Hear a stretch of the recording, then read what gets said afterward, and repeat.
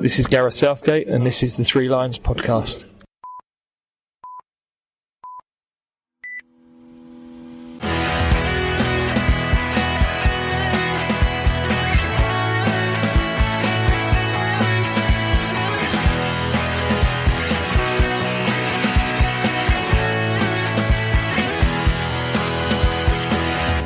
Well, hello and welcome to the Three Lions podcast. My name is Russell Osborne and this is an independent England football supporters podcast.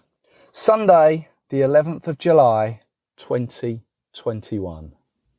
A day, hopefully, that will be etched into the memories, into the history books for England fans for generations to come. Not since, well, you know when, have England been in a position like this. On the verge of glory, on the verge of picking up a trophy, on the verge of writing themselves into history. It's a lot to take in and really not something I ever thought I would see. I mean, I put on Facebook, Twitter, all the usual social media places, sort of my story of following England. I don't need to go through it again, other than the fact that I remember the European Championships of 1988. I remember Italia 90. I remember Euro 96. My journey following England, actually being there, started at Euro 96. And here I am, 120 games, I believe it is, later, about to witness England in a final. Gareth Southgate has taken us through this tournament to the final. It's hard to really put into words. I mean, I came away from the Denmark game still in a daze, and in truth, I think I still am in a bit of a daze. We all are. Italy are the opponents. I've said before, don't take them lightly. The job isn't done until we pick up that trophy. So as per all the other podcasts I've done throughout this tournament, I'm going to try and give you a flavour of what it's like to be there. The sounds, the smells, the feelings, the emotions. My ticket came through, no problems this time, thank you very much. And then, hopefully, regardless of the result, hopefully we can catch up with some of our bloggers that have joined me over these past, well, it's basically been a month, hasn't it? And hopefully we can have just like a round the table chat, virtual round the table, as we still have to do. And we'll dissect it all. But yeah, that's still to come. I'm going to go and catch my train, get something to eat, have a few beers, try and calm the nerves. This morning I've tried my hardest to keep myself occupied, be it tidying up, be it the washing up, be it playing some ridiculous game with my daughter, just to keep my mind occupied. But now is the time to get match ready, to get prepared, to get going, to put a cap on this fabulous journey, to end it on a high. Come on, England. Come on. Wembley Way. Here we are, we've made it on a quite a busy train journey. It is 20 past 5, kick-off is 3.5 hours away. People are either coming or going. They're coming down to sample the atmosphere and leaving, or they're making their way towards the ground. The place is an absolute nightmare. Beer cans, bottles, everywhere on the floor.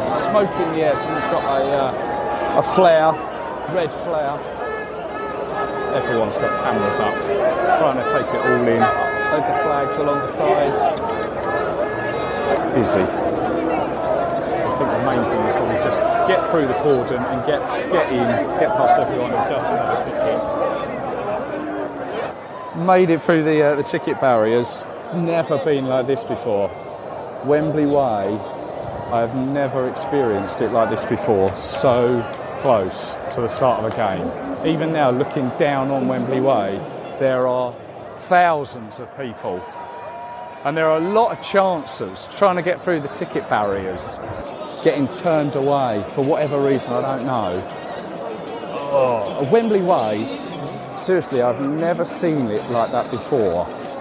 There's glass, smashed glass on the floor, so many cans, empty cans, so many cardboard boxes. The floor, I mean, I've been to some ropey nightclubs in my time, but Wembley Way was quite possibly one of the stickiest concrete carpets I've ever experienced. I'm only just wiping that stickiness and probably shards of glass out of the bottom of my shoes. It's certainly not like that against Lithuania at home or Montenegro at home. It's quite the occasion. As I say, there is a lot of people who don't have tickets here. Getting off of Wembley Park Station took a long time. But no, we're walking up now and it's less crowded. And it's now 5:45, so 2.25 hours before kick-off. I'm quite glad that we got here early. Now to take in some of the atmosphere.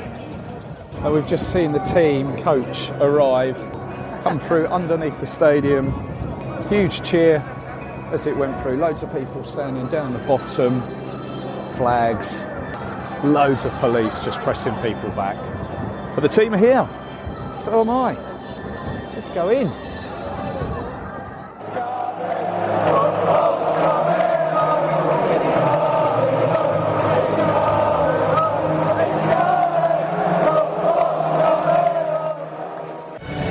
I don't know if you can hear this.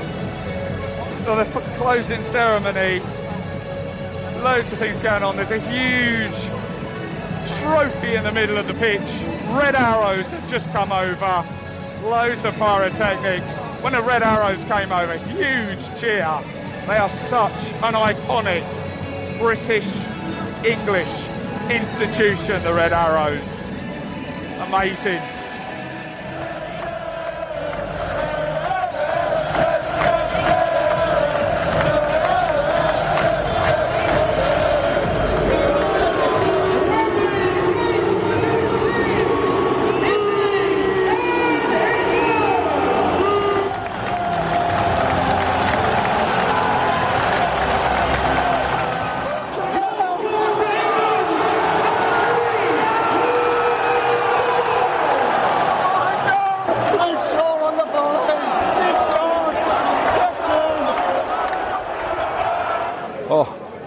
Half time, who saw that coming?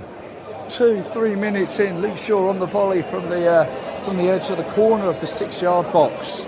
Unbelievable. My heart, seriously, 150 beats a minute when that went in. And thereafter, didn't see that coming so soon. I mean, from there on, we have been the better team 100%. Harry Maguire, absolutely superb. Calvin Phillips, dictating everything. England dictating the pace of the game. Totally deserve to be 1-0 up. Italy haven't really done anything. Pickford's had one save to make. Absolutely amazing scenes when that went in.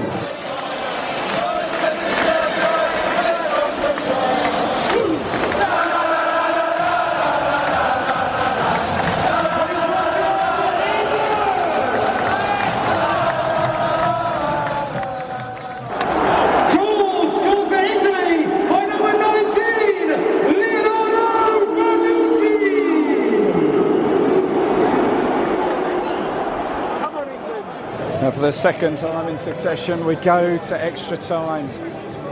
Game of two halves. We dominated that first half and just fell apart in the second half. Tired legs. Weren't at the races in the second half. Italy dominated. How that's managed to happen, I've no idea. We need to have a change so we can go forward. Provide something. And it's not happening. What wise words has Gareth Southgate got? Where are you? Come on, come on! Penalties it is. Come on! Ladies and gentlemen, to determine the winners of the UEFA Euro 2020 final, there will now be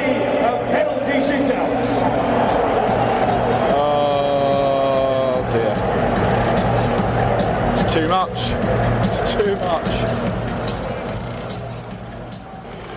90, 96, 2012 was against Italy. Not again. Not again. Come on. Come on, Jordan!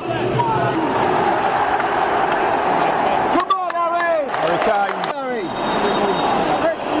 Yes! What a piece! Oh, Jordan. Mind games from Jordan, come on. Save it! Yes! Saved it! Yes! Harry Maguire, come on! Yes! 2-1. Vegas, number one. Come on, Marcus! This is what you come on for. Oh, don't be silly.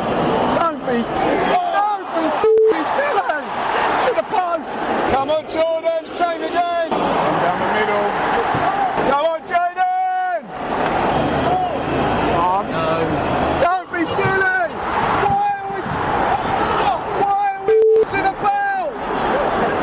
Come on, Jordan! Yeah! Saved it! Oh, push it under the post! Push it under the post! Come on, Saka! Come on, in you go. Oh no! Ladies and gentlemen, the winners of the UEFA Euro 2020, Italy!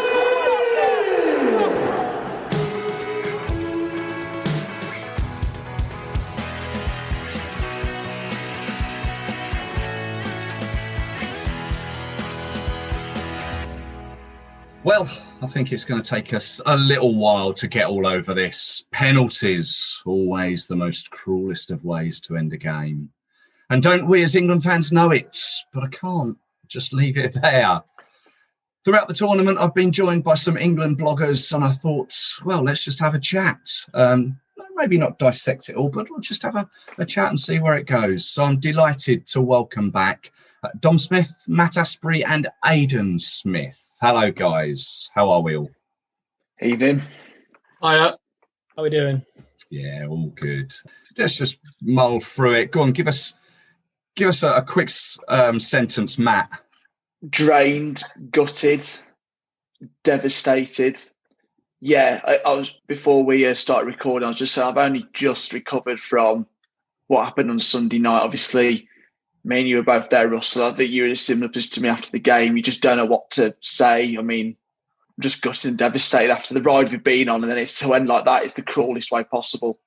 Aidan. Yeah, it's a bit raw at the moment, but I think once we get past that, we'll be able to look back on it and kind of appreciate how much of a brilliant summer it was. We broke down so many barriers as a team, as a nation. We all got behind the team, which feels like it only really happens at the tournaments these days. We argue, and then once the tournament comes, we appreciate that. Okay, if we're not supporting, what are we doing? So got behind the team. Yeah, they've had a great run. Dom.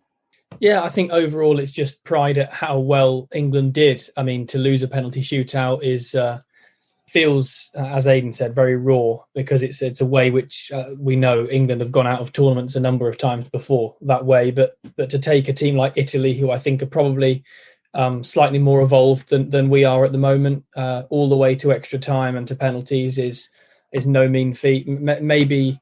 Maybe the final is the one game of the tournament of all of them that you could maybe question the tactics that England used, but you're bound to question the tactics more when you play against good teams because that's why good teams are good. They expose what you're worse at. So overall, it's I think it's more about the journey to the final than how the final went itself.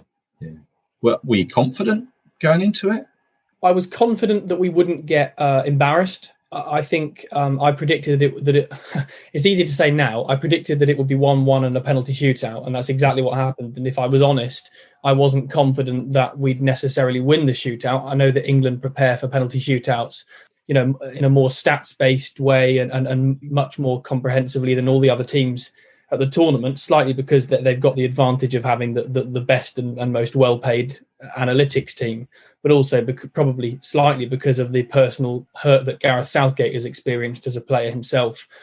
I think a couple of the journalists, obviously club football hasn't returned now, so so that the articles that are appearing in our newspapers for the next few days and weeks will still be about the England tournament and the final itself. And some articles coming out now 2 or 3 days after the final are starting to question whether actually Southgate, maybe when it got to extra time, played for penalties and thought that England weren't likely to nick it in extra time and didn't want to expose his team in defence. So maybe played for a shootout, knowing that his team were really well prepared for it, and also knowing that Italy had already had a penalty shootout in this tournament. And actually the track record of teams who are facing a second penalty in the same tournament is horrifically bad. You know, most teams who have won a shootout are very, very likely to lose their second in the same tournament. So yeah, maybe you could question the slightly negative approach there. It's a big gamble, and as we all infamously know, it didn't pay off. But I was confident that England wouldn't be embarrassed, and I was confident that they would go toe to toe with Italy. But in the end, it was just slightly exposed that England don't have that extra midfielder, that sort of Jorginho, Pirlo type player who does the simples right, who holds the ball and crucially keeps it. England nicked the ball constantly, but they weren't able to keep it, and I think that's where the game was lost, unfortunately. Yeah. I thought, as you mentioned there, the playing for penalties was coming as the game sort of evolved, and I can't help thinking that would have been Gareth Southgate's ultimate nightmare in the back of his mind. Obviously, his own personal history, and then it hadn't happened yet, but the scenario of penalties looming and the potential of losing that penalty shootout, that it is what it is. But to score so quickly, I got to admit, I didn't see that coming. Aidan, how did you feel when that went in? Well, first and foremost, I think no one deserved it more than Luke Shaw did. Yeah. With the tournament that he's had, it really capped it off, to be quite honest. I think it was quite unlucky, really, for him not to have been in the final tournament 11. I think he was just pipped to the post by Spinazzola, who also had a fantastic tournament. But yeah, no one deserves it more than Luke Shaw, especially the run he's been on over the last 3 or 4 years. I was really delighted for him. I can't say any of us really expected it, to be quite honest, but it was fantastic. The only thing I would say is we seem to have a bit of a thing about not being able to close the game out when we score early in these big games. It was 5 minutes against Croatia in the semi-final when we scored, and we struggled to get that second goal in the first half. You have to capitalise when you're on top. We didn't do that, and the second half is always going to be very, very different momentum-wise, and the opposition will grow into it. I think it was a sort of similar game to the Croatia game in that Italy have a bit more experience. As Gareth likes to say, they're a bit further along their journey than we are, and ultimately, I think when you have those older players, that stamina, there's a certain confidence about it, which means that you're not desperate to get that first goal. You're quite calm. All you need is 5 seconds of magic, and you're back into it. And that's what we see from some of the more experienced sides, and that's what we saw from Italy. It was obviously devastating knowing that was the case in the end, that we couldn't hold it out. I don't think you can even try and plan for that corner in training. That corner routine that Italy played, it was ludicrous, really, the number of times it bobbled about in the penalty box. But yeah, scoring early was fantastic. We just need to be able to get that second goal while we're controlling the game in these big occasions. I don't know where you were in the stadium, Matt, but yeah, seeing it from my point of view, the lower tier, it was a shame that it was up the other end of the pitch. But it was, as I think I mentioned in the audio that I took, my heart was just pumping. I just genuinely didn't see it coming so early. Yeah, when I was in block 109, so I was about row 39, so I was about 2 or 3 rows from the back. So I didn't get the best view of the goal, but obviously, you know, us going 1-0 up that quickly, and obviously from the other end, we didn't really. I don't think we really appreciate how good that finish was until we saw it on the big screen. It was an unreal finish, but I completely agree with what Dom and Aidan said. I mean, at one point Dom brought up is that England do miss that midfielder who can keep the ball for us. When he raised that point of mid, I thought back to UEFA Euro 2012 when we played Italy in the knockouts. Andrea Pirlo gave us a lesson in how you keep the ball in midfield. I mean, he just strolled around. He didn't break a sweat.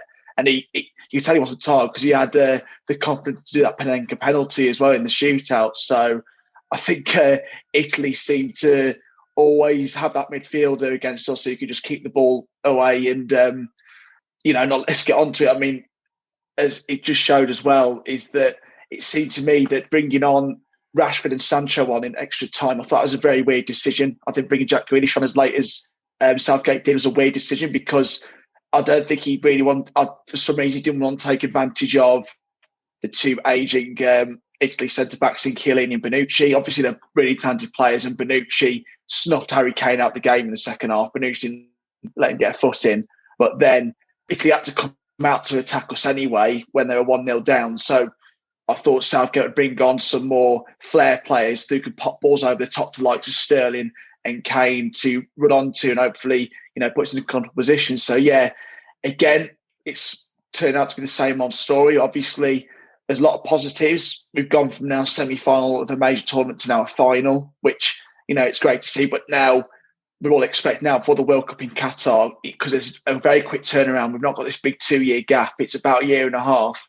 I think this England team's going to there's going to be very little change. So this same squad of players have, they've broken that semi-final duck now. Now they've gone to the final. But now I think the Qatar, I think rightly so, the expectations will be a bit higher. It'll be like, you got to the final now, you could surely do it again. And also I think it might help the England squad a lot more with it taking place in the middle of the club season. There's going to be a lot of players who will be all properly match fit and they'll have a good run of form. They've had a proper rest as well after this crazy year and a bit we've had. But no, it was down to tactics in the end. I think Southgate was just a bit too conservative. He didn't seem to want to take advantage of Italy's insistence on having to come out and get the equaliser. But no, I agree with the points Dom and Aidan raised. So does that mean you say there that the players are unlikely to change? Does that mean that Gareth needs to change? And I don't mean him change as in change manager, but his thought process, his mentality needs to just be tweaked, maybe with the assistance of someone. Dom? I think, especially considering England lost that final, you're bound to go back and look at the decisions which were made and ask whether they were the right ones or not. The brilliant thing when a team wins is that maybe even then there are decisions which you can question, but you just don't tend to because the team's won and it's on to the next one. But what I would say about the final is I think it's a mixture of decisions which Southgate and Steve Holland, because they make those decisions together, of course. Some of the decisions I think were unlucky not to have worked, and some of them I do just think were perhaps bad decisions. I think the decision to bring Saka on 63 minutes was around that time was understandable because he was going to run directly at the Italy back line in a way that no other of England's wide players were going to. I'd like to have seen Sancho because I think he's a slightly better and more accomplished player than Saka at the moment, but I don't think he was right for the game in the same way that maybe that Saka was from the bench. The thing is, the ball kept rebounding off Saka and he just didn't quite get into the game the way he would. Now, that can happen to anyone, and unfortunately, it happened in a final. But I think the decision to bring him on was the right one. The decision to take off Declan Rice meant that on came Jordan Henderson, and actually then you had Henderson and Phillips who kind of offer the same sort of thing in midfield. And actually Rice is slightly better at nicking the ball and turning over possession. I know that Phillips has done that a bit during this tournament, but he plays slightly forward, as we knew in the first game against Croatia when he got the assist for Sterling. But actually, we know now that Declan Rice got a little bit of a knock, which is why he went off. I don't think he'd have come off otherwise. I think Henderson was always going to come on, but maybe would have come on for Phillips. Now, if Declan Rice had been able to stay on and Henderson came on for Phillips, I think England might have maybe found it easier to nick the ball through Rice and keep it through Henderson. As it happened, you had two midfielders on, Phillips and Henderson, who could keep the ball, but neither really who are experts at getting it back. And that's why Italy's possession went up and up and up and up throughout that game. So, yes, I think England were risky to I think it was about 40 minutes in, maybe 5 minutes before the break, that they started to sit back and stopped sort of trying to attack and build meaningful attacks. I think that was very early in the game. And we've seen from tournaments in the past, as Aidan mentioned, that sitting back and deeper and trying to hold a 1-goal lead hasn't worked well for England. and scoring early in big games, as Aidan mentioned as well, is, can be a problem. England scored early against Brazil in Japan and South Korea, and that didn't work in 2002. They scored, I think they scored twice very early on against Portugal in the group stage of Euro 2000 and lost 3-2. I think they, and of course against Croatia in this slightly more modern England under Southgate, and that certainly didn't work. And I think Italy are a better team than Croatia of 2018. So maybe there are more learnings from that 2018 game than there are from this. You've got to call into question some of the decisions from Southgate and Holland. I do think it was a bit pragmatic, but I think actually, it's all about risk and reward. Is it worth taking a few more risks and trying to go and take the game to Italy? Because you do then leave yourself exposed at the back. And England actually were counter-attacked by Italy quite a few times in that game while already being pragmatic. So if they'd been more risky, it would have been even easier for Italy to cut through them. And maybe it would have been 3-1, 4-1 on the counter. I think you can call into question some of it, but as I've mentioned with the injury to Rice and just Saka not quite getting into the game, a lot of this stuff is luck. When you decide which player you're going to put onto the pitch, you don't know whether they're going to have a good game. And when you decide which player to pull off, sometimes you have to change your mind because another of your players has got injured. That's just life. That's just football. And sadly, it didn't quite in that way run for England on the night. So penalties came around, as we say, sort of inevitably. We saw it coming. And we saw that Rashford and Sancho came on. And Aidan, did you agree with them coming on for the penalties? How did you feel when they missed them?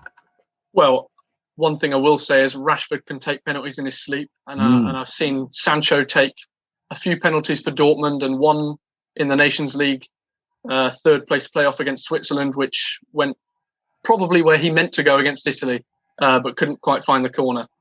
I was very confident seeing both of them get their white shirts on the sidelines. I thought, we don't really have the penalty takers on at the moment. Declan Rice went off. He's West Ham's penalty taker. Mason Mount went off. He's a good taker. Trippier went off as well. So the way we started the game with the first 11 didn't really lend itself to a shootout because a lot of those players were going to be brought off anyway. Jack Grealish, I think last penalty he took was a few seasons ago. Sterling as well. He's not, a fantastic penalty taker if we're being entirely honest. You don't just have to be an attacker to be able to take penalties. We saw that with Harry Maguire as well. Yeah, I was very happy to see some established takers coming on right near the end. Obviously, if you bring them on a bit earlier, there was a lot of talk about them not. I don't even think Sancho got a touch before the final whistle, and he had to take a penalty. So there was a lot of stick going to Southgate for that. But I think if you bring them on any earlier, who was it we brought off? I think it was Henderson and Kyle Walker. Rashford plays at right back, and Sancho plays in a deep midfield role. If you do that any earlier, we risk losing the game in the final minute. So I can kind of understand it. But yeah, in these kind of pressure situations, you can't prepare for that. You can't prepare for these situations in training, no matter how hard you try, how many psychologists look at it, how long your walk up from the centre circle is in training. You can't practice for that. So I guarantee that Saka's penalty didn't go where he wanted it to go. Sancho's as well. Obviously, Rashford's didn't. He's come out and said that even on the run-up, he didn't feel right. He was waiting for the keeper a bit, and that's not what Rashford usually does. I remember his penalty against Colombia. He lashed it and didn't even look up. So I think he was just a bit too thinking about the consequences before he'd even take it, to be quite honest. One of those things that we can quite easily criticise, but if one of those penalties goes in and we win the game on penalties or even in sudden death or anything like that, all of that goes out the window and we don't talk about that. Like Don was saying earlier, all of these things that you can pick up on, tactical things, whether it's, England were a bit too pragmatic. Well, we got to the final by being pragmatic. That's the way we play now. We play by keeping the ball. I don't think we kept the ball against Italy. That was the issue, is we defend on the ball now. We defend by keeping the ball far away from the opposition. Like we saw in extra time against Denmark, we weren't able to do that against Italy because they're a possession-based team as well.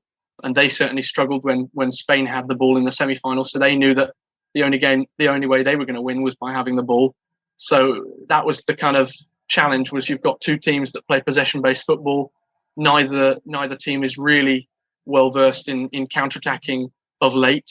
and that's kind of why we struggled. I don't really buy the argument that we were playing for penalties, to be quite honest with you. I think we would have gone for it a bit more in extra time had we been able to keep the ball and be a bit more savvy. There were just too many times where we nicked the ball and we were trying to chip it over a defender or play a little intricate little two-touch thing when actually what we need to do is just calm down, settle, play it back to the centre backs, play it back to the keeper, whatever, start again, and do all those basics that we've been doing throughout the tournament. We couldn't do that, and that's why it went to penalties. In penalties, you kind of forget any momentum you've had in the tournament, in the game. It's just down to who can own the moment, and I think Italy owned the moment, and I don't think anyone would really argue with that. It came down to Bukayo Saka, who I really felt for. 19 years old, to have that pressure on him in a European final watched by a world audience, and really felt for him. And sadly, I think we've got to bring it up, just the consequences that they have received, that Saka, Rashford, Sancho, in this modern world that we live in is just disgraceful. You've obviously all seen it. Matt, how do you feel about it? Which seems a ridiculous question, really. Yeah, I felt a bit... it's embarrassing, isn't it? Sick about it, to be honest.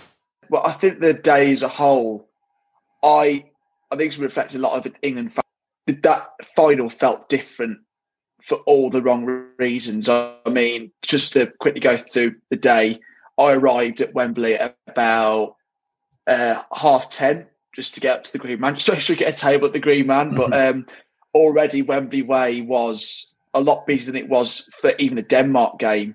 And that was a big semi-final. That was a big night. But I arrived at Wembley at 10:30 and already we're glad we got here early. But again, we were at Liverpool Street before and there was already a mob of 20 who you could tell they hadn't got tickets. They're there just to cause trouble. They were wolf whistling people as they went past. They were wolf whistling women as they went past. So we were like, right, let's just get out of here. Let's get to the stadium. And at the Green Man, it was all ticket holders. There was no problems. Everyone was there. We were having a good time. We were all meeting up. You know, we've been seeing each other regularly for the past month or so. So it's more just, just had a few drinks, have a general chit chat. And then we made our way down to Wembley Way to get in. And it was a bit scared just to get in. Luckily, we got through. The COVID checks all okay. But we did have people try and get in with us. One of the mates had someone try and get on the back of him and he managed to get away from him. But we saw people running in. And then just after the game, as soon as they missed it, you knew. It's really sad now. Whenever a player of colour misses a penalty or makes a big mistake in a game, it's bad that I'm thinking about it's bad thinking about the consequences, not about the football. I should be worried about the penalty and go, he's 19, he will come again, he will make that redemption, and he's already had a great Euro so far. He's made himself he's already made himself a shit that England team, but sadly it's having to jump to their support, and it's just, they're not England fans are doing it, but unfortunately now it's all I'm going to say the minority are doing it. It's slowly getting bigger, that number, and it's just a disgrace, downright disgrace. It's just people jump on the bandwagon at the end of the day, because I guarantee those people won't be interested when England are playing Andorra at home in September. Like, simple as that. Yeah, what I'd say on that is that they're not fans. They're not true England fans, and Harry Kane, the England captain, has said since that very point, that they're not fans and we don't want you. There's a horrible... I'm actually writing an article about this very subject for englandfootball.org at the moment, and I've made the point that it's a horrible hypocrisy that actually these so-called supporters support these players and follow them, but there's a condition, and the condition is that they're adding to England, that they're performing for England. Once they are, in their views, taking away from England, they're no longer part of England. They're no longer English. Suddenly, then their race, their heritage comes into it. This is a 19-year-old man. This is a 19-year-old person who's got GCSEs, earned them in England, lives in England, was born in England. Not that should even matter, because Raheem Sterling wasn't born in England. they're supporting these players, but it's contingent on them performing for England. Harry Kane doesn't have that pressure. Jordan Henderson doesn't have that pressure. It's just ridiculous double standards. It's a disgusting hypocrisy. It is a minority of supporters. It's a minority of supporters that made Leicester Square look like a bomb site, in a far-flung country elsewhere in the world. But it's an even smaller minority that racially abuse their own players. But it is still a group of people who do it, who claim to support England. And England is a place now where there are lots of different people from lots of different experiences and lots of different backgrounds. That's just life. These people deserve to play for England as much as anyone else. They missed a penalty. They'll hope not to miss their next one. That's all that happened. People need to get it in perspective. I felt, very gutted the following morning that England were out of the Euros and had lost at such a crucial stage of the tournament in the final. And I still feel that way now. But I don't think some things should be called into question like that. And it's a disgusting thought that was the first thing that came to some people's minds. It's utterly deplorable. Those are not supporters of England. They don't represent us. Aidan. Yeah, I think there's many things in football that England players get criticised for. You can get criticised for being an unfashionable player, or even something as stupid as playing in the same position as Jack Grealish and keeping him out of the starting lineup. You can even get criticism for that. But getting criticism for being who you are is ridiculous. There's no place for that in the game. I guarantee, just as Matt said, that these people are just jumping on the bandwagon. Some of them might not even believe these things, but they're just angry and they're lashing out in the wrong way. There's no place for it at all. And I can't quite believe that we're even having this conversation, because we absolutely should not be, especially after the run that these guys have had, after what they've given us this summer. Pure joy for the majority of it. And, you can even criticise the order of penalty takers if you like. I'm not someone who will do that. I guarantee that Southgate is the most knowledgeable about, how good his penalty takers are. They've done it in training after every single session. I think he probably knows more than us, whether Saka's better than Grealish, whether Saka's better than Sterling. Age doesn't really come into it. If they're good enough, they take the penalty. But to then, Donnarumma goes the other way. Saka scores. It may not have been the best placement, but it goes in, and suddenly he's a hero at 19. It's so reactionary, and that's something I definitely hate about the game and about social media in particular. We've got to be so careful these days, because there's such a fine line between being a hero for your team and letting your side down. And as far as I'm concerned, these people on social media, they're letting themselves down and they're letting the country down, because there'll be people from all over the world seeing these comments, and it's not painting us in a very good light at the moment. Yeah, couldn't agree more. We've only got, I think we've got 10 minutes left to chat, and there's obviously so many things that we'd love to chat about. But let's go more positive. Of course, there's so many great moments throughout this tournament. Just off the top of my head, there was the opening ceremony. There was some fantastic goals. You only have to look back at that Denmark-Russia game. There was the De Bruyne goal. I think that was against Belgium, I think. There was Ronaldo telling us to drink water. There was the fans' warmth to Christian Eriksen. There was some own goals. There was a fair few of those. The Spain-Croatia one springs to mind. Let's talk positive. What has sort of stood out for you in the tournament? Let's go, Dom. There's so many highlights. I don't know what to pick. I think a lot of people were concerned that it wasn't going to be a tournament of high quality. It wasn't going to be a tournament of good matches, interesting matches, good goals, because of how long these players have been playing in a COVID season, which was, drawn out at both ends. Kyle Walker said in a recent interview, I feel like I've been playing every 3 days effectively since November. That isn't good for anyone. That isn't good for. It's important to be getting game time in order to play best football, but not being drowned by football. There's a fine line there. From an England perspective, I wouldn't actually say the Germany game. I'm not of an age of fan who feels scarred by the history of England-Germany. I'm fully aware of it, and I know that for a certain age of supporter, that is a really scarring one. But like a lot of the players, I think that they just saw it as a match against a major nation, and a match that if they got tactically right, they could win. And I think the highlight for me, the Ukraine match, England were ahead after 4 minutes. It was a thoroughly enjoyable watch. They didn't look in jeopardy or in trouble at any moment in the entire match. But I think Denmark is the highlight, because that was a psychological barrier to cross for all Englands, including this England. This England haven't lost to Germany in a tournament, but they have gone out to Croatia at a semi-final stage. England haven't made a final, as we all painstakingly know, since 1966. So to get past that barrier of Denmark, and this was a good Denmark. Don't look at how many tournaments they've won if you're going to, by judging how good they are.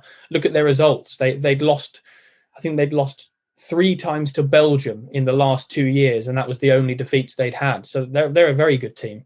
And England needed extra time to do it. Of course, they went behind for the only match of the entire tournament. But they had the legs. They looked the only team that were really pushing to win. And I know that Denmark had a few injuries, but they looked shattered. And actually their substitutions 65 minutes in only made them look more tired. England tired that team down. They weathered the storm in the first half. They got back level thanks to Bukayo Saka. I thought a lot of fans have forgotten that, by the way.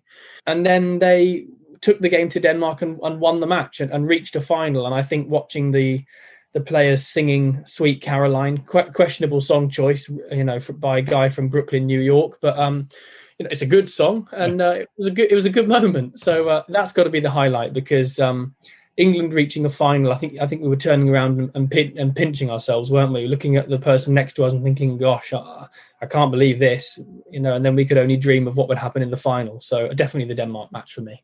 In terms of highlight, in terms of England, I've got to say it's going to be the first game of the whole journey was the Croatia game on that baking hot Sunday. It was like 30 degrees or something, because it was the first England game I'd been to. I didn't get up to the Middlesbrough warm-up matches, so Croatia was my first game of the tournament since COVID, and it was just great seeing everyone again. I think we're all the same boat. The group that I often go travelling with, it was like seeing old friends again. We hadn't seen each other for nearly a year and a half or so. So, yeah, that Croatia game was great. And we were all sat together as well. And when that Sterling goal went in, I don't think any of us has jumped around, or, as to use the trendy word now, we've not done limbs like that for quite a long time. So, yeah, I'm going to say my highlight was definitely the Croatia game, just seeing everyone again. And, perfect way to start the journey. Baking hot sunshine, proper tournament weather. It was just a great start to what has been a hell of a roller coaster. And Aidan. Similar to what Matt was saying there, I kind of measure how elated I am by how nervous I was before the game. And the Croatia game was certainly the most nervous I was for the tournament, because it was the first game. You really don't know how it's going to go after a semi-final. You could just completely bomb out in a group which, could have potentially been dangerous. It wasn't, thankfully. But for me, one of the best things about the tournament was going into it, the number of teams. There must have been about 8 or 9 teams that were actually contenders, and there was not a clear favourite or a clear 2 or 3 favourites. And that's what I loved. I've been watching tournaments and been fully invested in the lead up to tournaments for years now, and I don't think we've ever had a tournament quite like that, where it's been so wide open. And so that added to the entertainment factor, definitely. In terms of England games, I mean, I couldn't really pick one out for you. What I will say, though, is something that I mentioned in one of my match reports for threelions.net, which was the fact that we're getting better at doing tournaments now, whatever the hell that means. We're we don't score 6, 7, 8 goals in the group stage and then go out 2-0 in the second round. We save the best side of ourselves for later on. I remember watching the 2012 Euros, and Spain drew their first game against Italy. They were fully expected to win, but then from there on, they kept clean sheets in the rest of their games, got 2 4-0 victories, 2 2-0 victories, I think it was, in these knockout stages. To be able to thrash teams like that, like we did against Ukraine as well, that's very pleasing. If you'd have asked me, if you'd have told me that we're going to have a 4-0 victory and asked me where I'd want it, I probably wouldn't have said the group stage. I'd have loved it to be in a knockout game, to be quite honest, because that's the kind of thing that England aren't typically known for. And so that was something that really really entertained me, and it's a change. It's a shift from where we usually are coming out of tournaments, and it's very pleasing. Yeah, I think we're running short of time, so let's just wrap it up with, just England and where we go from here. Let's go back with you, Aidan. Yeah, well, looking ahead in 18 months' time, it's like Matt was saying earlier. I think the team's not going to change too much. There will only be a few omissions from this squad. Obviously, it will be down to 23 again, I would assume, from the 26 that we've had this time around. Not many changes, I wouldn't say. I can pinpoint a few of the youth players coming through who I could see breaking through into the senior team. We'll have to see how they respond to that. Obviously, qualifiers until the end of the calendar year. We should really be going for maximum points in the group. Having got three wins out of 3 so far on the board, I'd like us to win the remaining games. That would be good. But as we know, it's not all about qualifying.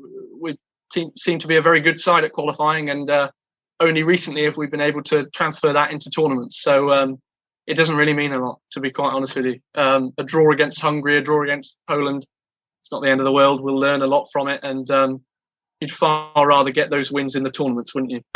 So it's not a big deal, but I'm pleased that we don't have to wait another 3 years this time around. I can certainly say that.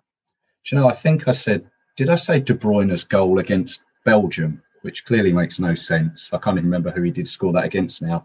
Dom, go on, looking forward. I think it was against Denmark. I wish one of our players could have done that. Yeah. We got past him in the end.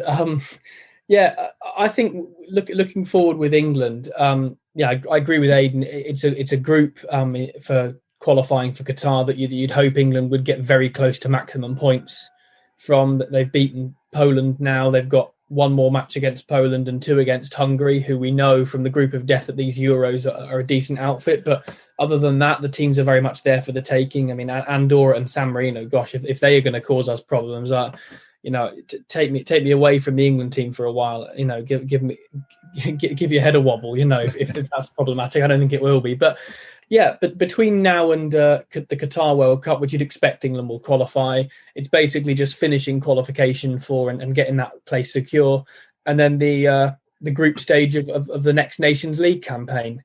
These Nations Leagues now, if they happen during the club season, of course, which isn't true for a Euros or a World Cup. And I know that the next World Cups are in the winter, but generally the Nations League happens at moments where the Premier League season and the Champions League are in full throttle. If you can get those right, then you get through to the finals, with the final 4 teams. And I'd love to see England back there. That they're not going to be one of the seeded teams in their next Nations League campaign because they didn't reach the finals of this one.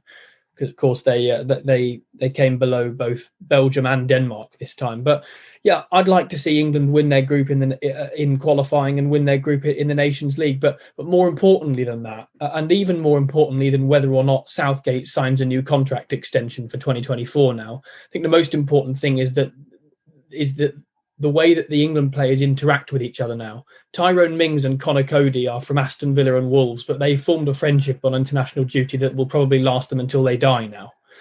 Bukayo Saka is loved by every single member of that squad. Luke Shaw from Manchester United of course, talking about an Arsenal player, said, "I feel like his father. I just wish he was my child." I mean, these are friendships that wouldn't have been formed in previous England teams, and that will, that kind of stuff off the pitch will translate into positive results on the pitch. England have won more knockout matches under Southgate than under any other manager now, and he's only been manager for 5 years. So, yeah, the signs are good. The players are very, very good, and on they go. Let's hope for more. Semi-final, final. Let's get one step closer now.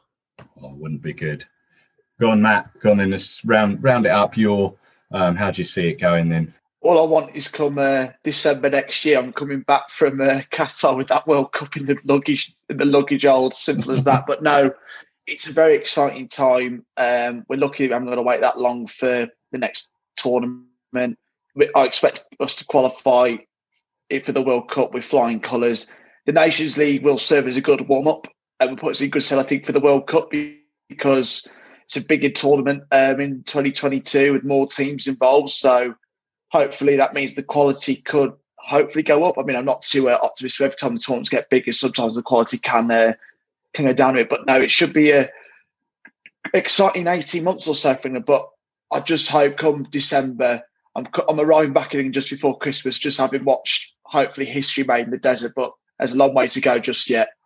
Absolutely. I mean, we've all mentioned the Nations League there, and it only occurred to me earlier. I tweeted it out for international football fans listening. The Nations League final is actually Italy, Spain, Belgium, France, which is just it's a shame, obviously, not to be part of it, but from just watching football in general, it's a couple of great matchups.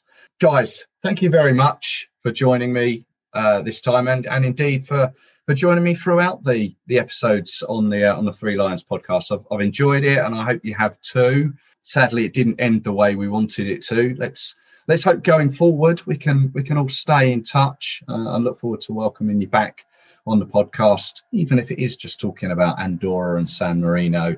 But just quickly plug your social medias, Matt.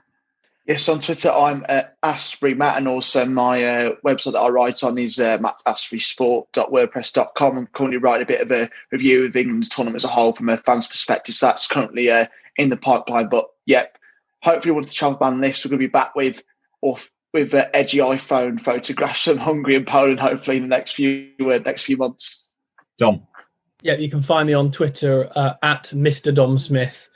And also the website, of course, where you can follow England with interviews and regular feature articles, englandfootball.org. And finally, Aidan. Yeah, I'm on Twitter at Aidan27 Smith. And you can also find my website, threelions.net, as well, for regular features and match reports as well. Great stuff. Guys, keep it all going. And let's speak again soon. Thanks very much. Lovely. Thanks. Thanks.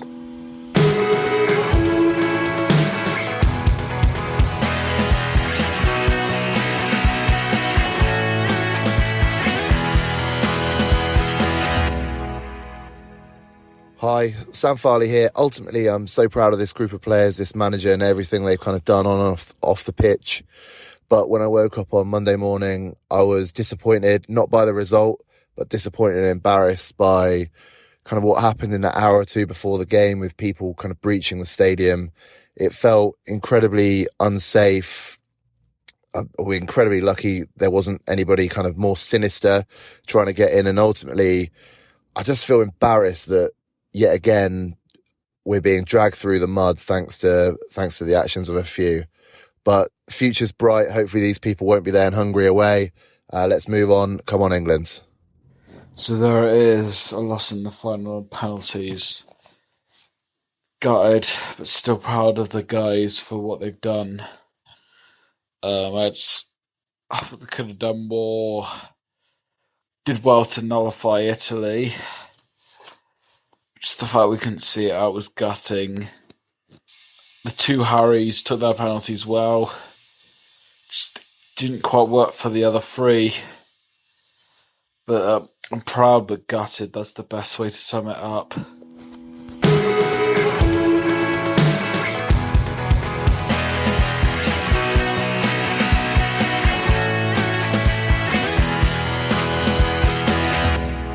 There we are. 55 years on. The dream is yet to be fulfilled. Jules Rimet continues to gleam. Was this our best chance? Home advantage and all that? I don't think that there was undue pressure or expectation of going this far. Obviously we all wanted to. Perhaps the way it just ended, all on a bit of a sour note, is definitely something to be learnt from. Penalties, either by Gareth and the team. The FA, UEFA, ourselves, the fans, or the way you may behave. Please, if that was you, forcing your way in, or you expressed racial slurs, then please, for humanity's sake, take yourself away, educate yourself, talk to someone. Although I think I'd be disappointed if that applied to you and you were listening to this. But you never know. Thanks for the last month, Gareth and the boys. It's been one we will all remember. Some great memories. World Cup qualifiers return in September. Andorra at home. This is an opportunity for some supporters who have enjoyed the tournament from home and want to experience watching England for real. This is a good chance to start your journey. Who knows where it may take you? Thank you to Dom Smith, Matt Astbury and Aidan Smith for joining me this time, and indeed over the past 8 episodes that covered the tournament. You can find them all on social media with their great coverage. Thank you for listening, and especially if you've tuned in to some of the previous episodes. I hope you've enjoyed them, and if you've taken the time to send in your reviews, thank you. Wouldn't have been the same without you. It's been a great addition. All previous episodes are available for you to listen to at threelionspodcast.com or your usual podcast provider. I'm going to be talking to a few people about their England experiences for some future episodes. They'll be coming soon. But if it's all right with you, I think I'm going to have a little rest. I'm going to go camping. Or I'm going to do some jobs that I should have started or finished over the past month. Or 6 weeks if you include those Middlesbrough games. So perhaps I'll be back with you early August. I hope you can join me then. So until then, look after yourselves. Take care. Cheers.